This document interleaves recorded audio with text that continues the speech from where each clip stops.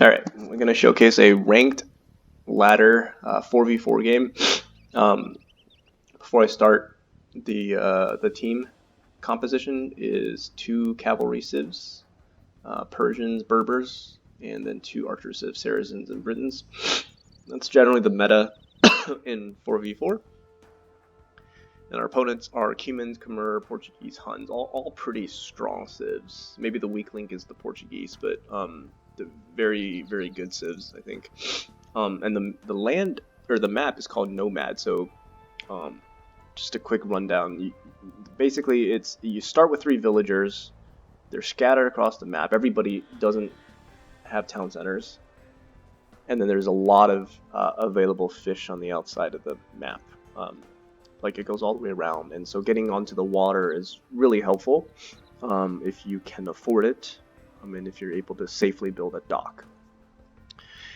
So I'll just kind of go through the game like usual, but then I want to end with kind of giving specific advice from some of my teammates in terms of what they did well and what they could have done better. Let's fast forward through the Dark Age. So you can kind of see, I'll just kind of share my perspective first. You start with villagers. They're not together. It's important to group them. It's good to, like, explore a little bit while you're grouping them, but grouping them and making sure you still have the sheep is a good idea. Why? Because if you keep them together, they build the town center faster once they converge. If you build them with one villager and then have the other guys slowly come over there, it's just the town center can come up a little bit slower. And so you'll see, like, all of us just trying to find our base camp. I think Gray looks like the first person to get their base camp up. That's good for them. Green, these are the opponents, by the way. Gray and Green are able to get their town centers up. Yellow here. Here's a mistake. I think they didn't know they had the extra villagers. Well, one way you can check is by doing the idle villager button, but they're building with one town center, and that's going to slow their ability to get, the town center up, and obviously villagers coming out in the Dark Age. So a couple of pointers about finding where to set your town center. That's obviously a big strategic decision. Generally speaking, my advice would be get close to a lumber source. Lumber is the most important resource in the game in the early game, so securing a source of lumber is important. And then ideally some food nearby. The food could take the form of boar, take the form of berries, or deer, or sheep that you've dragged with you across the map. But that's how you want to start. Strategic resources are always good, like having next to something is always a good idea, but it's not really mandatory, because if you think about it, if you don't have the lumber and the food, you're not going to get to the other strategic resources anyway. So these are more as like a nice to have than a must have. And then obviously gold and more important than stone.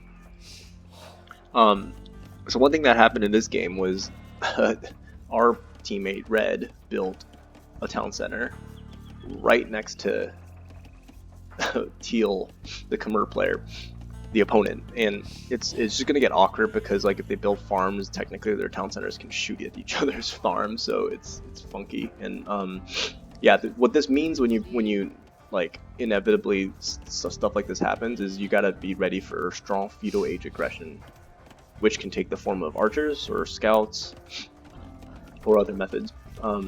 Definitely want to put pressure on the opponent, otherwise it just gets super awkward. Teal also had bad luck in this game. If you look at the where they are positioned, he's sort of trapped between 4 enemies. He's right next to red. He's close to yellow. He's sort of close to orange, though not that close, I would say. And then purple, which is me. Right, so we're literally surrounding him on all sides, so bad for him.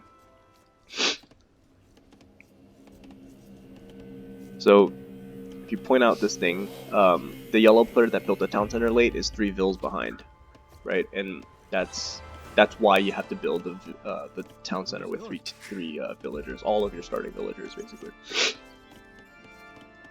And then constantly keeping the town center active is also very important in terms of producing villagers. Alright, so then I want to talk about the dock. If you look at the map, each tile of fish is 225. And then the smaller tiles are 200, shore fish is 200, and then the deep fish is 225. That's a lot of food on the table. That's like 2 sheep plus, right? Every single tile. And there's a lot of, you look at the map here, there's a lot of tiles. So the idea is you want to get a dock and then just keep building fishing ships. Like don't ever stop building fishing ships. Kind of like the way you treat villagers, like don't ever stop building villagers. And to sustain that, usually you need 6 or so on lumber. You can go a little bit more than that, but it'll help you keep the dock kind of constantly producing. The benefits is effectively you're doubling the rate at which you can have working villagers. Let's just treat a fishing ship as like a food collecting villager, and it'll show later in this game. But not only that, but when you click up the feudal age in your town center's idle, you can still build villagers with the dock. So very, very important to build a dock if you can in this game. I chose to pick my dock here because I wanted to be a little bit closer to my teammates. I had no idea what was on like this side of the map. I knew my teammates were here because when we pinged at the beginning, but so I found sort of like a spot that gives them space, but also hopefully wasn't too close to the enemy. And then I walled in the dock. Okay, so now, and then by the way, one other thing to keep in mind: the dock counts as one of your 2 Dark Age buildings. So if you go like mill and dock, or here barracks and dock, those count towards the requirement to get to feudal age. Okay. Yellow is going through the builder very standard. This is fine. You gotta do what's okay. Save the villager there. Yeah, so this is totally fine as well, right? Like if you're uncomfortable creating a dock, just build your Dark Age like normal, like a standard Arabia map. Get what you need on wood, get what you need on berries, lure the boar, and then just progress kind of as standard towards the feudal age. So in the game, my teammate Red kind of pointed towards the gold here, saying like, you know, he's getting gold. Definitely something to be cautious of, because if Teal goes, if Teal was a really good player and went feudal age and went archers because he's got the access to gold, you know, they can put on some really good pressure. So denying the gold will help in feudal age. It's not like critical. It's better to deny wood early game, but eventually these guys are going to be fighting over this tile of gold, right? There's no other gold sort of nearby, so this is something to fight for. Even though there's definitely stuff outside if we're willing to expand for it. Okay, so I'm going to take a brief snapshot, or a brief pause here. Everyone is still in the Dark Age. And then let's look at the Vil count. So, the gray player who built a town center, I think was one of the first players to get their town center up, 20 Vils. And remember, Vils count as the count here includes villagers and also fishing ships. Teal has got 25, and that's probably as good as it gets in terms of idle time. I think they probably did a really good job keeping the town center active. So 25, very good. Green, who is got villagers as well as a dock at 26. So definitely had some idle time on the town center, but is doing a good job with fishing ships. Blue also has a dock, also has pretty good production from the town center, 27. Orange, 17. Definitely had some idle time, like almost 6 or 7 villagers worth of idle time. Me in the purple at 29. So I think I did decent keeping the villager production, but more importantly, keeping constant fishing ship production. Yellow, who is not going with a dock until now, but otherwise had a pretty smooth Dark Age, with the exception of building the town center with 1 villager at 19, and then red at 19 as well. So the main takeaway is this: generally speaking, when you dock, you will have a higher vil count, and higher vil count is always better, right? So you're gonna notice like this number or this gap continue to increase, especially as we get to the later ages.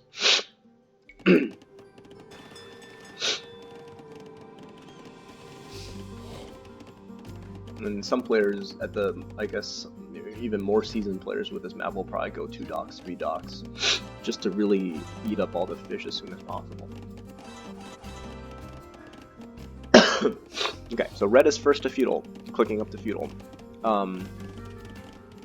That's good. Feudal age will give you access to scouts and archers and towers, all options to put the pressure on this opponent, which is now really encroaching onto their land with a freaking farm and chopping the straggler trees. It's actually pretty funny. And then they've walled in their gold, which is good for them, but the issue is they're not walling it per se, because red can come down here with army if they wanted to. Let's look around the map. Green's got very smartly taking advantage of the hunt, eating the available hunt. That's always good. Keeping fishing ships, and then otherwise having a stable source of lumber. So very, very solid sort of eco from green, and I think it's pretty similar for blue as well. You know, lots of lumber. You don't see any farms here. Why? Because you got the fishing ships, right? The fishing ships are sort of your farms, and until you exhaust all your hunt, you don't have to worry too much about farms yet. And then let's look at this guy. This player playing more standard in gray did not build a tower. And because they did not build a dock, because they did not build a dock, they have to build farms as a source of food income for them, and then also take the mill when possible. Okay, so I want to highlight a couple things because this is where the action is for the early game. Red forces up a tower, which is really smart. The tower denies the gold. It also attacks the farms, or the farming villagers. So that's really good because it's denying 2 sources of resources at the same time. And then if there was any other way to put pressure on the lumber, then this player is out of the game. The teal player makes a couple mistakes. One is they should really just remove the villagers here, because there's no way to take down this tower. It's in the protection of the TC. It can be repaired. Like, you're just gonna lose your vills if they keep hanging out here. So the best way to relocate, delete the farms. They actually don't do this. They need to delete the farms so the villagers stop like trying to farm here in range of the tower, and then they need to take their villagers off food to not lose the villagers. And then let's go around the map. Yellow has now done a good job transitioning into fishing ships, so that's good. It's a good eco bonus. I would definitely take the deer here. And then, yeah, a couple of farms is fine to sustain villager production, but you've got a pretty good amount of fishing ships. If you look at the ages, this in game, this was actually kind of scary because 2 players hit castle ages at the same time. It was blue and teal hitting castle age. The Khmer, the Khmer economy is really strong, so definitely able to hit castle age pretty quick. Getting to castle age gives you 2 options, right? You can either go the economy route, build more TCs, expand, or you can go the army route and immediately go like double stable knights. That's usually how the meta goes, or whatever, double range archers. The issue is if your economy is undefended while you click up the castle age, you're gonna be sort of no better situation. And again, teal is really unfortunate. They're surrounded by all of our teammates. The pink, yellow, red, and orange, and you'll see how the combination of this tower, as well as a little bit of a feudal age aggression, will just effectively end this player's game. On the green side, you know, the green player is also in getting ready to go castle, 76%. Blue is also already castle and going the eco route that I mentioned, the multiple TCs. From a neutral perspective, like the opponents are actually in decent shape except for Teal. Everybody except for Teal is in actual decent shape. The Cumans putting a second town center in feudal age, smart of them. Not docking, not smart of them, but you know he's got a very safe economy at home. Green is in a pretty dangerous position, or sorry, pretty good position, dangerous to us, being able to build knights now that they're in castle age. And then our focus, and what I was trying to do to support the red player here, is just to knock out Teal. If you can knock out one player in a 4v4, you're almost guaranteed to win the game.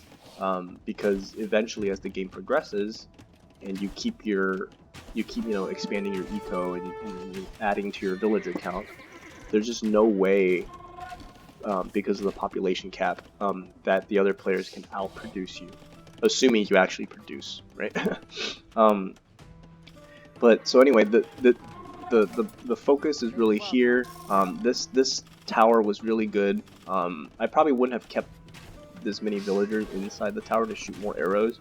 This counter tower, not smart by Teal because it really doesn't do anything.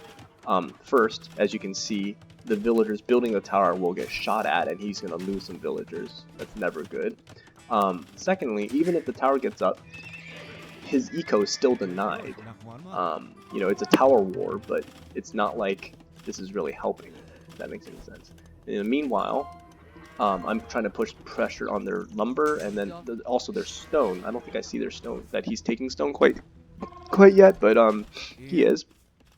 He probably was thinking of getting a castle, honestly. You know, if he can go stone and then build like a castle right here, that can actually be really good for him. But nope, he built a tower, loses like half the vills in the process. You can see his villager count dwindling to 22, while the others are like above 30 for the most part. So it's GG. It's basically game over for him. Alright, if we shift our attention to this side of the map, the opponent blue player is just happy at home, 3 TC booming. He built still just 1 dock, collecting just basically every resource imaginable. They're going to have a really good economy. Unfortunately, they're not supporting their teammate, though I would say it's a little late by now. And then the other mistake is, I don't know why they're going Cav Archers. Cav Archers are okay at best in the Castle Age, but unless you have like a nice bonus like Mongols where they fire faster, like they're not that strong. They're 50 HP. Their attack is really slow, the animation, even with the recent buff, and then like they're just kind of clunky. They don't raid as well as knights can either. So Teal's basically dead. In the meanwhile, you can kind of see this big raid happening from Green. Green finally, like, who got to Castle Age pretty quickly. Green finally took all their stuff and then threw it at us. A couple of knights here, I think 6 or 7 knights, and it's just now getting ready to dominate and raid this economy. So I think I lose all a couple of knights here. I was trying to go between 2 enemies, I guess, focusing on killing Teal as fast as possible. And so the advice to the orange player here, defending, is you've lost your double range army. You had a bunch of archers before, but they got wiped out by the knights.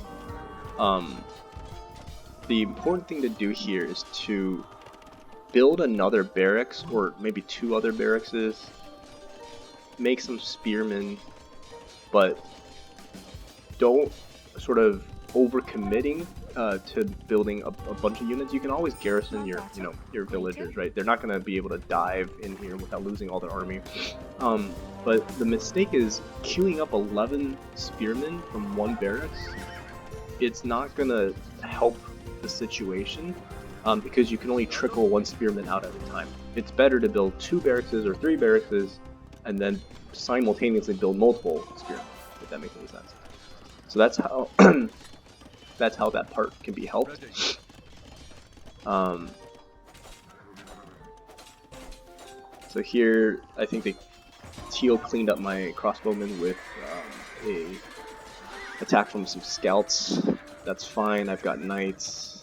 They're basically done. You know, their entire eco's just idle with a couple guys pulling stone. And then teal is still sort of raiding here. Sorry, green is still raiding the economy of orange here. So imagine if these knights were here, they would have killed basically all of these guys because they're in the open. So, and then they're even putting pressure on me with some rams, right? Oh, and I had a hole here. That was not good, as you saw. So this part gets a little dicey from my perspective as purple, but also the orange player's perspective. Here's how. So my advice again: don't queue up archers. Archers are not going to do jack shit against knights because they're really weak unless they have numbers. Right? The whole point of going archers is to mass them up into like 15 or 20, and then once you have a ball, like it's like a ball of death. It'll like one-shot units. So when you build archers like this, you're actually just kind of delaying your castle age because you're consuming gold, and they can't really fight anyway. So it's better to just not make archers at all. And I like the 2 barracks now. But this is probably a little bit overboard. 5 and 13, like 20. You don't need 20, almost 20 spearmen just to clean up like a couple of knights. Each spearman, I think 2 spearmen can easily take on 1 knight as the counter unit. And then just to go around the map while we're still paused here, the blue player is raiding with a tiny army of 6 cav archers, which honestly, I was kind of disappointed in the play. You know, they boomed really well with the town centers, and then they went cav archers instead of knights. Imagine if blue, with all the resources they have, 1,000, 1,000, 2,000. Imagine if they went knights, double stable knights, they would have wiped out yellow completely. But instead, they went cav archers, try to be fancy with the micro, and then they actually get cleaned up by feudal age scouts. Mostly because scouts have good pierce armor, they have more HP with bloodlines. I don't think this player researched bloodlines. Nope. Yeah, so it's just kind of unfortunate. They boomed really well, but they didn't have a good strategy from a aggression standpoint. If they were as aggressive as green was with the knights, it would have been game over. So you just saw a bunch of players resign here. I think what happened was Portuguese player with a team bonus. Let me just show this real quick.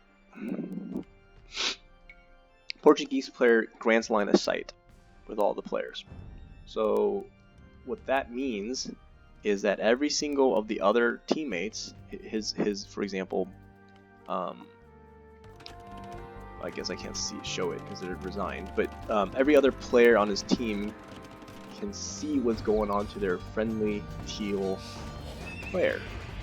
And I'm showing Gray's perspective right now, so they can see kind of teal getting destroyed, right? So I think what happened was, because green granted the vision, every player knew that teal was getting destroyed, and like I said, if the game drags out, it's going to be hard to come back 3v4. And somehow blue gave up, even though they had a really good economy. Somehow blue gave up when their cav archer raid failed. And I think green gave up as soon as their raid got ultimately pushed back. Orange did a decent job defending eventually, though they're still kind of, as you can see, they're still not in castle age. But like all of the progress with, like, you know, that green was trying to make, you know, he took down one of my monasteries with like a ram, for example. All that progress just disappeared, right? Once we defended. So with the green's attack stymied and with blue not doing anything with his cav archers, and with teal knocked out of the game, like you can argue that it basically is GG, because we're continuing to, our economies are untouched, we're continuing to boom. The only player that really took much damage was orange, and maybe you can argue like the red player, because of the space constraints and all that stuff, like was unable to boom, but nevertheless, our team is in a really good spot. So now it's only one player left. It's Gray, who actually I had no idea where they were. You can see me sending out my army like down. I thought they were like down here or something. And then as soon as I saw these cap rams attacking my base, I knew like they were to the right of me, to the east of me. And so I tried to rush up some walls and then send all my military back. Now keep in mind, Gray had not been fighting this whole game, and all of a sudden just ramped up production. Like they've been just booming at home, like completely untouched the whole game. And so all of a sudden, with their like many stables and a siege workshop, they just build a shit ton of cab units, like camels, knights. He later mixes in step lancers. It's just like a mix of stuff, and then tries to take down my eco. This is a good push by him. And it's a well-sustained push because he's got the strong cavalry units to defend. And so, in theory, like I should have probably called for help here. You know, recruit some of my teammates to get the some pikemen over. That would have been really good. But anyway, it didn't really matter. I had a really good economy. You can see with my 98 villagers, I was pretty confident that I had the better economy than the Alpacus. Even if I take a bit of damage here. You know, even if I lose the town center, I can always rebuild it. And if he starts mixing in like pikemen, then I gotta mix in my own pikemen or something like that. But yeah, so you know, I definitely take some damage. You know, I lost a couple houses, like a monastery from earlier. This town center almost went down, but sort of now it's been repelled. This whole attack's been repelled. And then orange. Who spent some time fighting a player that has already resigned, is able to at least support later on, right, with pikemen. If they can send in pikemen, then we have an unstoppable combination, given what we're seeing from the Cuman player, which is all cavalry right now. And so they call it. It's a GG. So very, very messy of a game.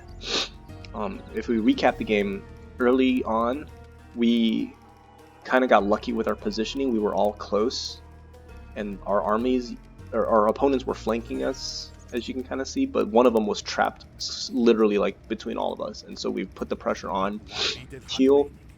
We got teal out of the game. Green had a good raid on orange. Green did a lot of damage on orange and really delayed her castle age, but ultimately gave up, I think because they saw what was happening to teal. Blue had a lot of potential and kind of wasted it, because again, you look at their resources, just so much resources. And stone too, they could have got castles up. Like, they just didn't produce. They had a beautiful economy, they just didn't produce anything. Like one archery range and one stable is not production. And then the gray player, who's probably their best player, just didn't support their teammates as they were getting destroyed. They just boomed at home and then took a last stand kind of charge. And it was a pretty good fight. It was a pretty good charge. It just got pushed back, and you know, ultimately we would have overwhelmed them with eco. So, specific advice for each player that I noticed from watching this replay. For yellow, building the town center right away with 3 villagers, or not right away, but you know, once you find a good spot, but with 3 villagers is really important. Building it with 1 is gonna really delay your ability to create more villagers in the Dark Age, and you'd just be basically behind everybody else. And I think the placement of the town center could also been better. The starting wood was right around here.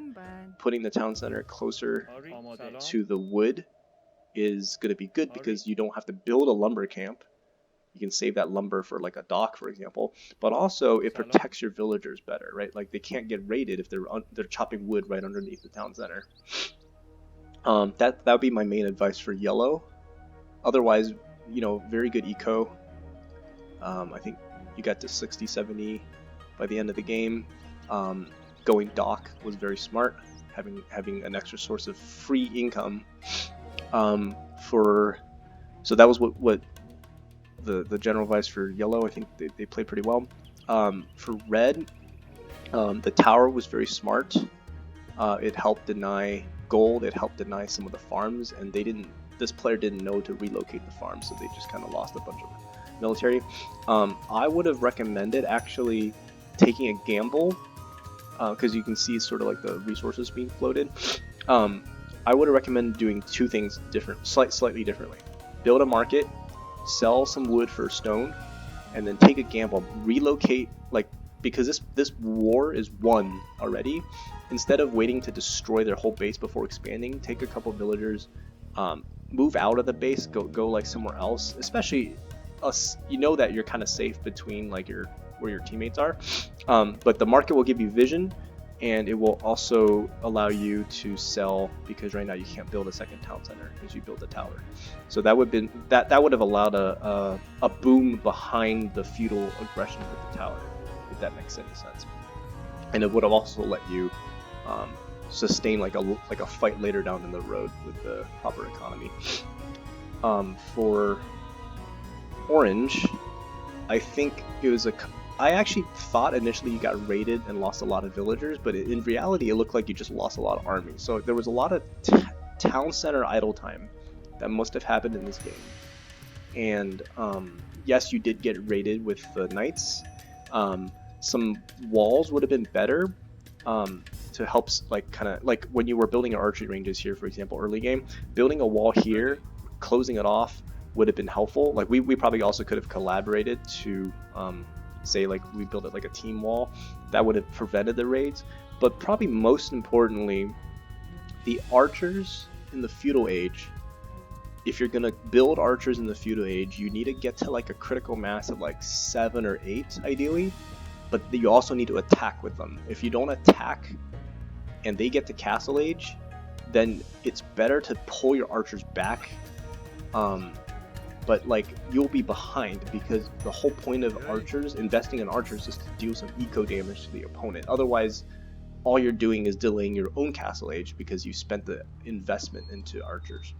And then the other thing is, when the archers were fighting like the castle age knights from green, who's got the double stable siege shop here, archers cannot fight knights. Only spearmen can fight knights. And so canceling all archer production is actually sort of better for the eco. But I think you did well to build a second barracks and get pikemen and build the correct counter unit to push that fight back. But yeah, I think you did well to defend, but there was definitely some idle time from your town center, because I don't think the number should be at 38 villagers. And then in the future, you'll know now that docking is super important for the game. It'll let you get to castle age faster, etc., etc., etc. For, I guess, self-reflection, the parts that I could have done better, oh my gosh, there was a lot. I'm floating 2,000 wood. I've spent my food a lot just because of the push with the knights, and then I also just researched Imperial Age. But all of this extra wood should have gone into a combination of either more farms, more docks, more town centers, maybe like monastery. I guess I have a monastery, siege workshop. But anyway, like spending the wood would have greatly helped. I think the biggest thing that it would have helped with is building more farms, honestly, because I was going heavy into knights.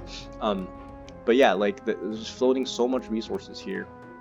The good parts that I did in this game was attacking teal, knocking teal out of the game. It really demoralizes the opponent, and then helping to defend on this side when green attacked, and then ultimately gray chose to come out of hiding and did a kind of an all-in push. So yeah, GG. I know it's a crazy game.